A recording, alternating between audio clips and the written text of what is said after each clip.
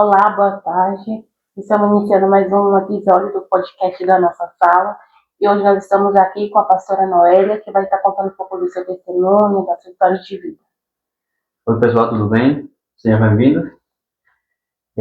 Como o vídeo antigo, o anterior vídeo que a gente fez, hoje também vai ser o vídeo em espanhol, a pergunta em espanhol, minha mãe, e para ela se desenvolver um pouco melhor nas perguntas, tá? Muito obrigado. Aí a gente vai colocar no pé do vídeo a legenda e desejamos que cada um de vocês possa compreender e gostar desse vídeo. Muito bem. Para comenzar, queremos saber dónde nació y cómo fue su niñez, su juventud. Buenas tardes, agradecida por la invitación que me hacen para poder compartir parte de lo que fue mi vida. Bueno, nací en un pequeño pueblo llamado Caicara del Orinoco, Estado Bolívar, Venezuela. Soy la menor de 7 hermanos. Nací en un hogar, por así decirlo, disfuncional. ¿Sabes por qué? Porque cuando yo nací, después no sé cuánto tiempo pasó después que yo nací, pero lo que sí sé es que cuando yo tuve uso de razón, mi madre, ella estaba completamente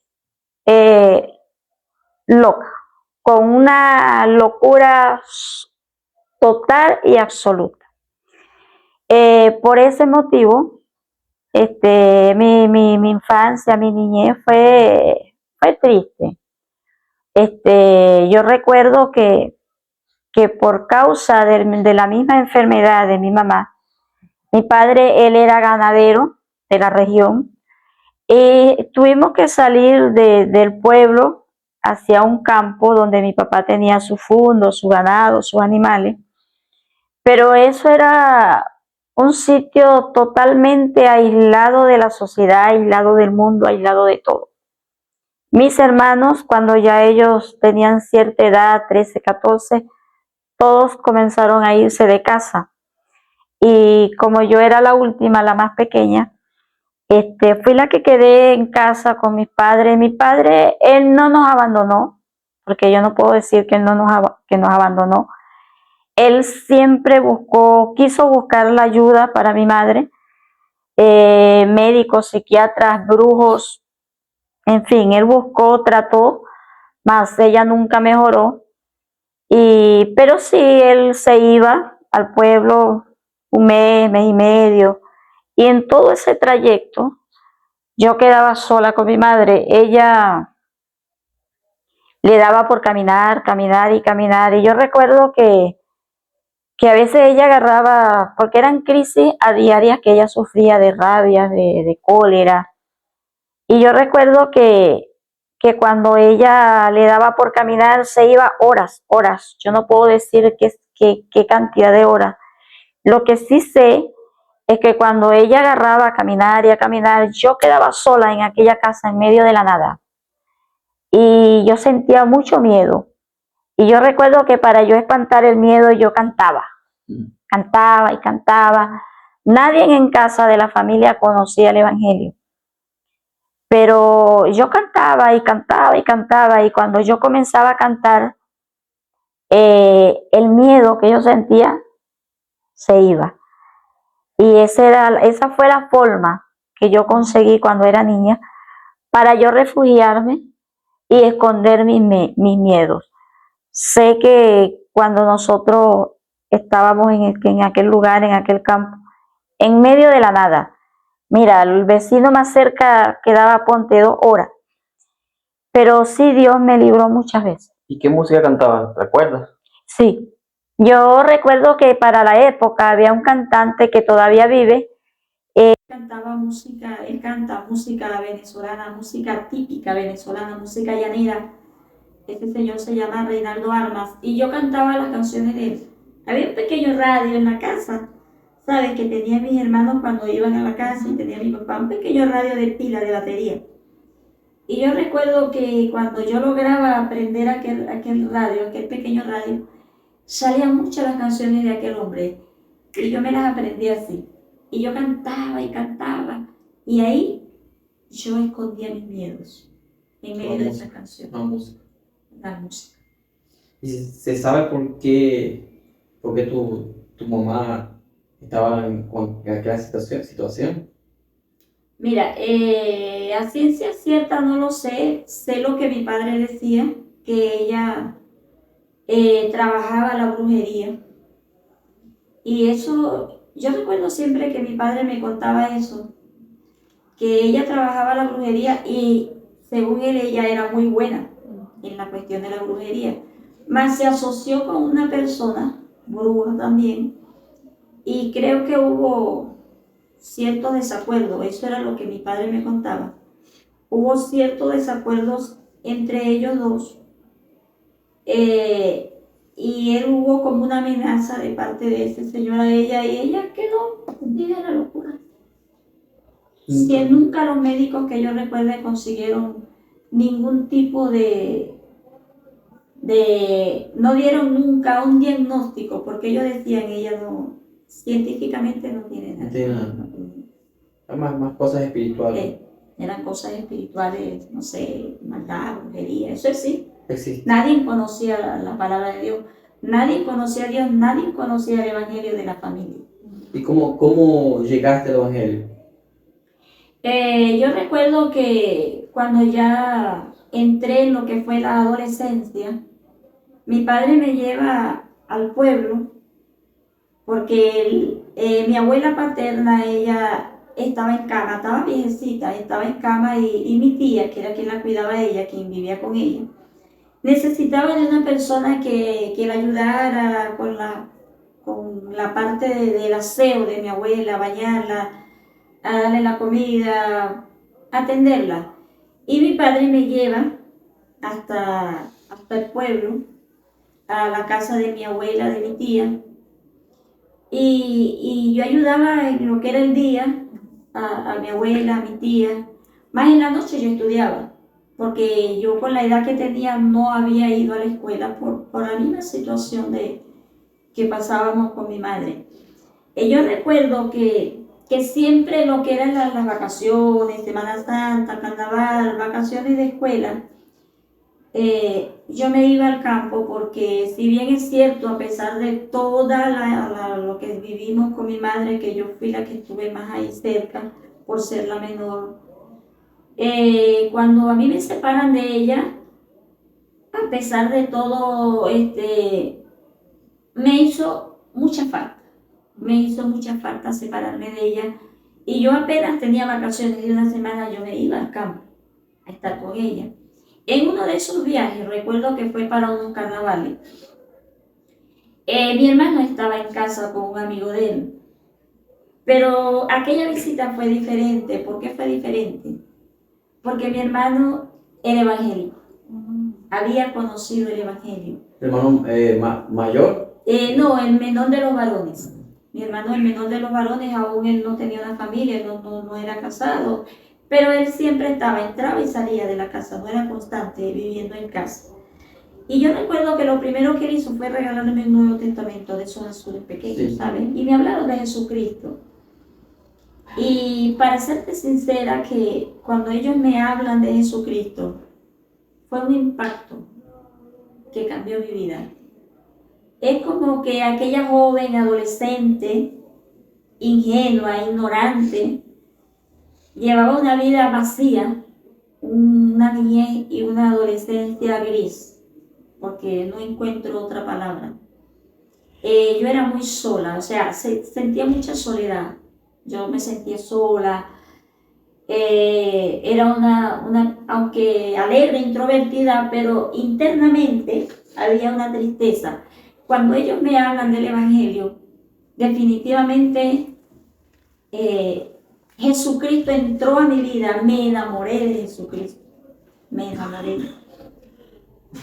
Y yo creo que el rumbo de mi vida cambió cambió, esa es la palabra. Así conocí el Evangelio.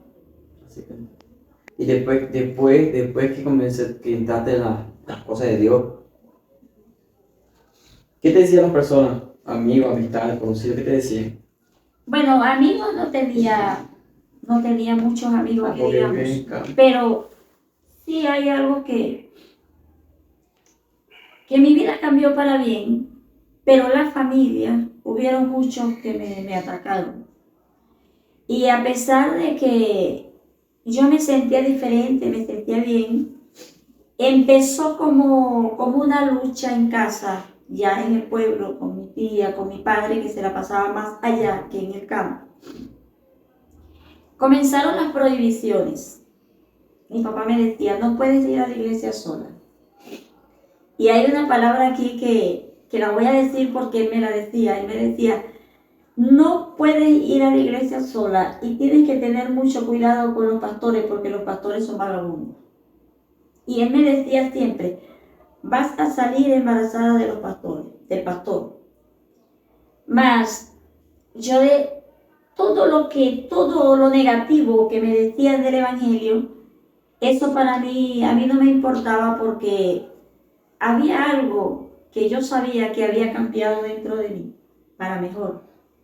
Aquella joven triste, solitaria, gris, con una vida que no tenía rumbo, mi historia estaba empezando a cambiar.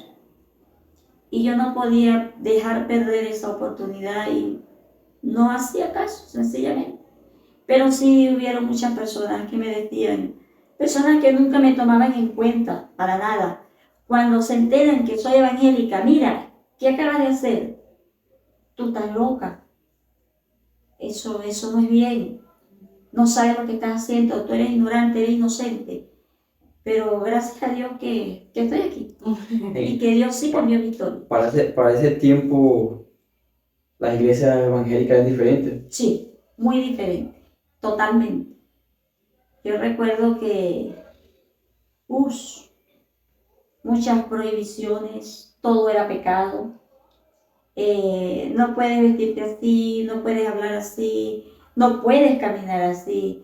Era como un control absoluto y total. Solo, ¿cómo te digo? Cuando se predicaba la palabra dentro de las iglesias, el creyente solo tenía que decir amén, amén. No había como una preocupación de estudiar la Biblia, de realmente conocer la palabra de Dios y conocer a Dios a través de la palabra. Y gracias a Dios que desde que aprendí a leer, porque aprendí a leer fue con la Biblia, y le doy gracias a Dios por eso. Aprendo a leer con la Biblia y comencé a leer, a escudriñar, a buscar. Y aquello fue ayudándome para yo poder conducir mi vida y poder saber qué realmente era el Evangelio y qué era lo que Dios quería decirme a través de su palabra. Qual foi o momento mais difícil que a senhora enfrentou? Momento más difícil. Yo creo que el momento más difícil de tantos que Dios me ha permitido pasar, porque cada momento difícil es un aprendizaje, cada desierto, cada proceso. Pero yo creo que el momento más difícil fue la pérdida de mi madre, definitivamente. Ella muere en el 2009. Ella le gustaba mucho caminar, ya yo estaba casada con una familia, ella estaba conmigo, pero en el momento que ella muere, en ese momento ella no estaba en mi casa, estaba en casa de otra hermana, de mi hermana mayor. Ella salió un día a caminar y no regresó. ¿Y dijo alguna cosa antes de salir? No, ella salía a caminar por la ciudad y ese día salió y no regresó. La conseguimos día y medio después, pero la conseguimos en la morgue de un hospital, muerta. Aquello, aparte de la angustia y la desesperación de estar desaparecida con la condición de ella, fue algo desesperante. Cuando ella la conseguimos en aquella morgue, pasó todo el proceso, velorio, entierro. Me recuerdo que le enterramos un día domingo. Mi hermana, ella nos pide que por favor llevemos culto a su casa. Y el pastor le dice a mi esposo, los mejores indicados son ustedes para llevar esta palabra a esa familia, a esos vecinos. Personas que también en el momento estaban pidiendo, había una necesidad de la palabra de Dios. Y es muy difícil que a ti se te muera tu mamá, la entierras hoy y ya mañana tengas que ir a un sitio a llevar una palabra de consuelo, de esperanza, en la condición que tú también estás pasando un proceso. Fue muy difícil. Yo recuerdo que estuvimos una semana llevando palabra y 8 días después de la muerte de mi madre, exactamente recuerdo, yo entré en una depresión total. Entré en una depresión tremenda. Nadie supo de mi familia, ni siquiera de la iglesia. El momento tan difícil, aparte de la pérdida de mi mamá, aquella depresión, el único que estuvo ahí conmigo fue mi esposo. Y mis hijos estaban pequeños.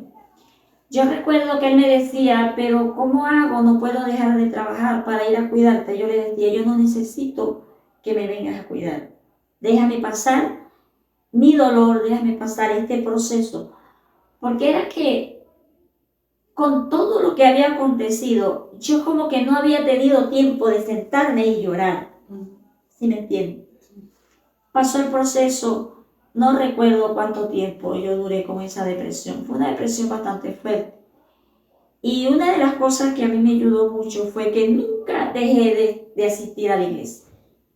Siempre con mi dolor me lavaba mi cara y llegaba a la iglesia. Nadie sabía lo que yo estaba pasando internamente. Pero Dios siempre estuvo allí. Ahí aprendí que el Espíritu Santo nunca me dejó sola y siempre estuvo allí para consolarme. Y yo sentía que Él estaba ahí conmigo. A veces en el medio del proceso nos sentimos solos. Nos sentimos solos Sí. en medio del proceso. Pero Dios siempre está ahí. Dios siempre está ahí, consolando, dando una palabra. De repente tú abres la Biblia y Dios te da una palabra. Y ese es el mayor consuelo que podemos sentir. Porque si bien es cierto, cuando pasamos un proceso fuerte, todos se van. Todos se van y nos dejan solos. Pero Jesucristo queda ahí. Sí. El Espíritu Santo nunca nos abandona, nunca nos deja solos. Siempre está allí. Eso es lo que dice la palabra. Eso es una promesa. Y eso hay que creerlo porque Dios nunca nos desampara ni nos deja solos. En momentos que, en el transcurso de tu vida, siempre hay personas que nos dicen cosas que nos hieren. Sí. ¿Cuál fue la palabra que más te afectó? ¿La palabra o algún comentario cariñoso que te afectó, que te dolió? Sí. Mucha gente me ha herido con palabras. Pero hubo una ocasión, algo que me hirió mucho.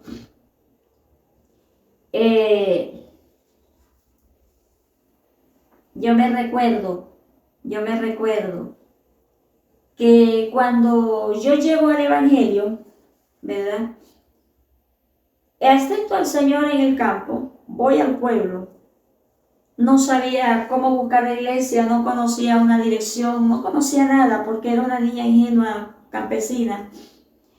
Pero yo recuerdo que en aquel entonces en Venezuela, y todavía, pero en aquel entonces hacían muchas campañas al aire libre en las calles con unas cornetas a la intemperie, que esa corneta la voz se iba. Y yo recuerdo que llegando a casa, en esa misma semana, yo comencé en las noches, 6:30, comencé a escuchar canciones, comencé a escuchar predicaciones y yo dije, son los evangélicos, yo tengo que llegar hasta allá.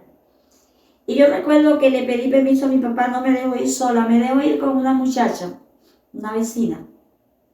Cuando yo llego allá, a la campaña, emocionada, llena de gozo, y ya era un viernes, un día viernes. Esa campaña terminaba el sábado en la noche, el domingo en la noche, pero yo fui el viernes y regreso el sábado. El sábado en la noche, el pastor de aquella iglesia dio la dirección para la escuela bíblica dominical. Yo no sabía dónde me quedaba, pero la muchacha que andaba conmigo sí sabía. Y yo le dije, pero tú sabes, ella me dice, sí, yo sé, vamos para allá. Y él dio la hora y todo. Pero cuando él me dice, mira, joven, ¿dónde te congregas? Y yo le dije, mire, yo vengo del campo, así, asado. Pero a mí me dijo el pastor del campo que buscara a este pastor y le di el nombre. Y él me dice aquella noche, sábado en la noche, busca a tu pastor porque no quiero problemas con él. Y yo no sabía, no sabía cómo se manejaba. Y yo recuerdo que aquel sábado en la noche yo me fui contenta y en la misma noche pedí permiso a mi papá, a mi tía, que me permitieran ir a aquella escuela dominical porque yo quería, tenía sed, tenía la necesidad de estar en una iglesia, de escuchar, quería aprender más. Yo recuerdo que cuando yo llegué a aquella escuela dominical, eso era un gozo tremendo, esa gente cantaba, adoraban. Cuando el pastor me ve, se me acerca y me dice, ¿qué haces tú aquí? Y yo le dije, pastor, vine al culto, vine a la escuela dominical. Me dice, no, váyase para su iglesia, yo aquí no la quiero.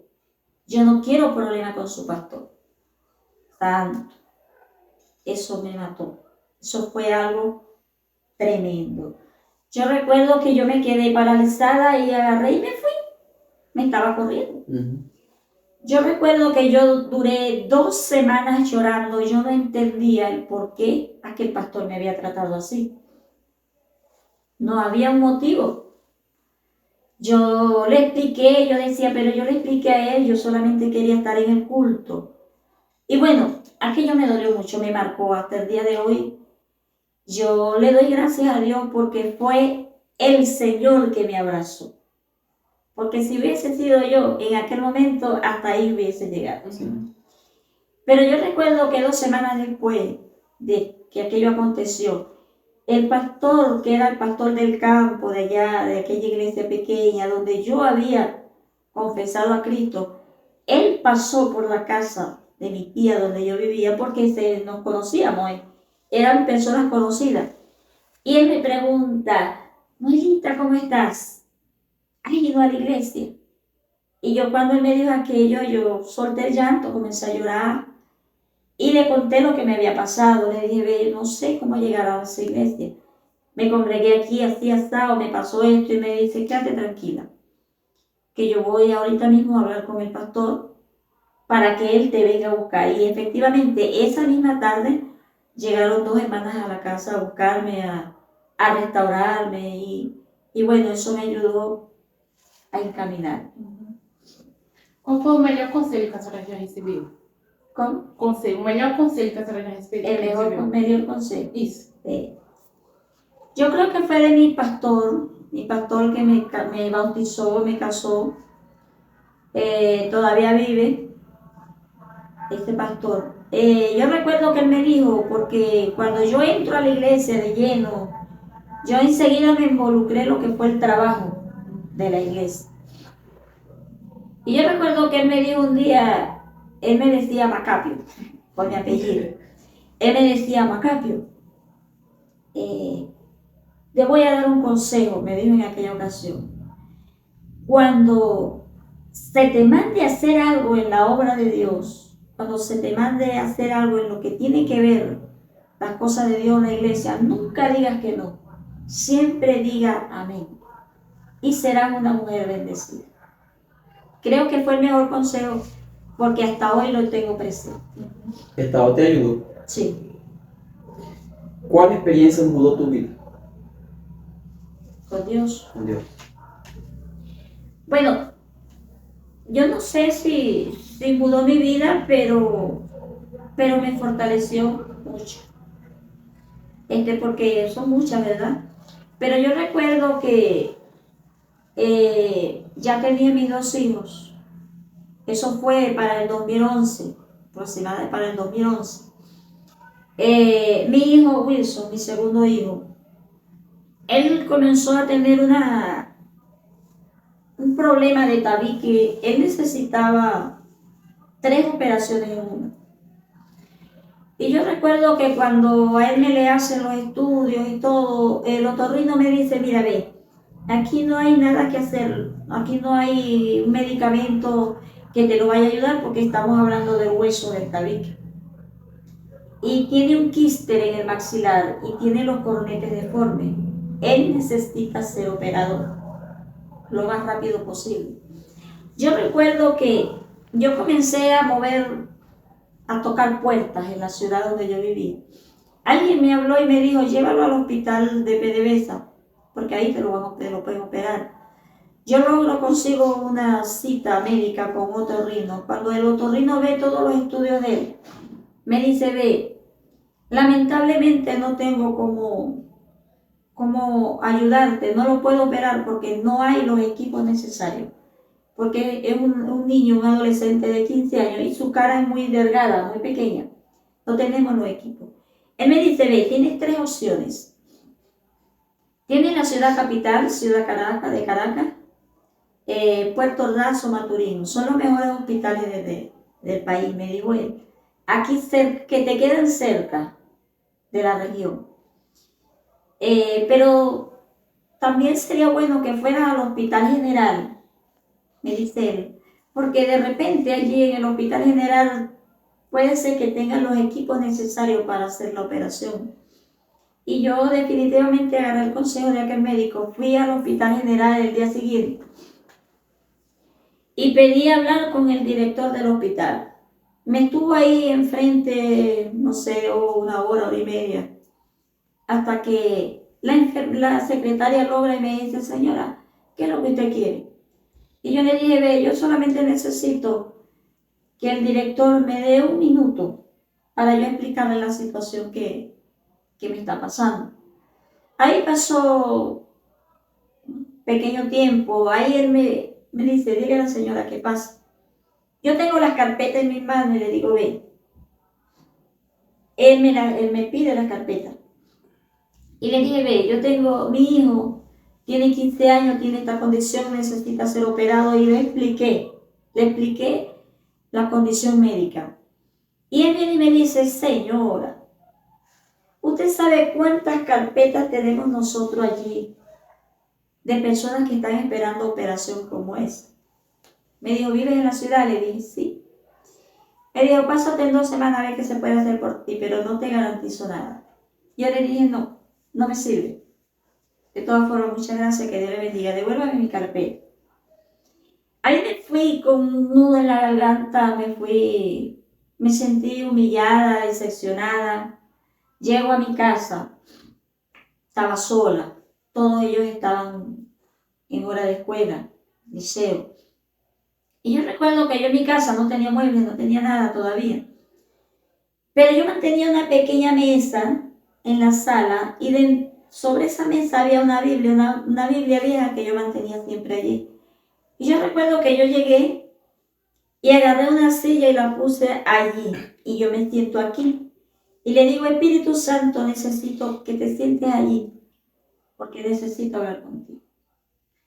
Y comencé a hablar con el Espíritu Santo. Le dije, tú sabes lo que a mí me está pasando, y he orado mucho por esto, pero te lo voy a recordar nuevamente.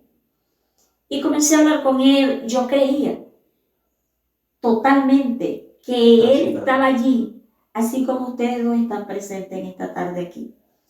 Y comencé a decirle, mira, mi hijo está pasando por esto, necesito esto. Acabo de regresar del hospital, me dijeron esto. Yo comencé a hablar con él y yo le dije, necesito sacarlo. Y yo necesito que usted en este momento me dé una respuesta. Por sí o por no. ¿Lo saco o no lo saco? ¿Por qué? Porque yo sé que para ti nada es imposible, te puede hacer un milagro así. Pero si es tu voluntad que él pase por el proceso de una cirugía y que todos pasemos por ahí, entonces yo necesito que usted me dé una respuesta. Bueno, yo hablé con él y agarré mi Biblia, agarré aquella Biblia vieja y le dije, necesito que me dé una respuesta ahora. Yo voy a abrir la Biblia, donde la mirada llegue, ahí yo entendería que usted me está respondiendo. Y yo creo que fue una de las experiencias más maravillosas que he tenido con Dios. Yo abrí mi Biblia y la mirada llegó, libro de los Hechos, capítulo 9, versículo 6, la segunda parte del versículo. Dice, ve, entra a la ciudad y allá se te dirá lo que debes hacer. Wow, eso fue algo para mí. Yo me acuerdo que yo caí en aquel lugar sola, llorando, agradeciendo a Dios. Lloré, no sé cuánto tiempo lloré. Lloré, agradecí, lloré. No sé cuánto tiempo pasó allí. Después que pasó todo eso, agarré el teléfono y llamé a mi esposo. Le dije, me llevo a Wilson para Caracas. Yo recuerdo que él me dice, yo le digo, porque Dios me acaba de dar una palabra. Y él me dice, no hay dinero. Yo le dije, Dios proveerá. Ya yo te hice esa pregunta, pero te la voy a hacer nuevamente. ¿Qué hubiese pasado si aquel día que estabas conversando con el Espíritu Santo, él no te hubiese respondido? Buena pregunta esa. Bueno, yo creo que si él no me hubiese respondido, igual hubiese seguido creyendo en él porque sé quién es Dios, sé quién es el Espíritu Santo, conozco al Dios que le sirvo. Y ¿sabes algo? En mi vida tengo una petición delante de Dios hace muchos años orando por algo. Y todavía Dios no me ha respondido, pero yo sigo creyendo. Sigo creyendo. Y si Dios nunca me responde esa petición que yo tengo delante de Él, yo seguiré creyendo que Él lo puede hacer. Amén. Ya para terminar, última pregunta. ¿Cuál sería el mensaje que le darías a las personas que están viendo este video? O consejo, un mensaje. El mensaje y el consejo sería, dice la palabra de Dios en el libro de Isaías, buscar a Dios mientras pueda ser hallado y llamarle en tanto que esté cercano. Mientras tengamos vida, tenemos la oportunidad de poder llegar a Dios, de poder confesar su nombre, porque dentro de todas las cosas, ¿verdad? Crea la gente o no crea la gente, hay un alma que salvar, hay un cielo y hay un infierno. Eso es, si la gente lo cree, amén. Si la gente no lo cree, gloria a Dios. Así que el consejo para todos aquellos que me escuchan es que mientras tengamos vida, tenemos esperanza y es tiempo de buscar a Dios. Bien. Muchas gracias por estar con nosotros Agradecida en con este ustedes. capítulo y agradecer a cada uno de vocês por chegar até o final do vídeo. Esperamos que cada um de vocês possa dar o like no vídeo, compartilhar, para que esse mensagem possa chegar e esse vídeo possa chegar a muita mais pessoas. Muito obrigado e até o próximo podcast da nossa sala.